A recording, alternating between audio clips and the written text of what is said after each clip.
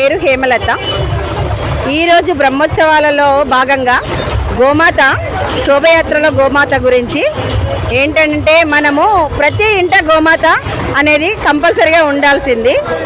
Go పేడతో ఉండాల్సిన ఉపయోగాలు మరియు గోమూత్రంతో ఉండాల్సిన ఉపయోగాలు చాలా ఉన్నాయి. మన పురాణం నుండి మన ప్రతి ఇంట్లో గోమాత పేడతో అలుకు చల్లడము, గోమాత పేడతో ఇల్లు అలకడము, గోమూత్రము ఉన్న చోట కోటి దేవుళ్ళు నెలకొల్లి ఉంటాయి.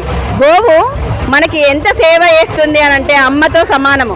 మన తల్లి ఎంత ప్రధానమో మనకు గోమాత అంత ప్రధానం. ఇప్పుడు మనము మొత్తం ఫాస్ట్ అలవాటు పడిపోయి గోమాత గురించి మనకు తెలియకుండా అయిపోతుంది. ఇప్పుడున్న పిల్లలకి ఆవు గురించి చాలా తెలవాలి. ఇలాంటి కార్యక్రమంలో జరగడం ద్వారా గోమాత గురించి అందరికీ తెలుస్తుందని నేను భావిస్తున్నాను. జై గోమాత, జై జై గోమాత.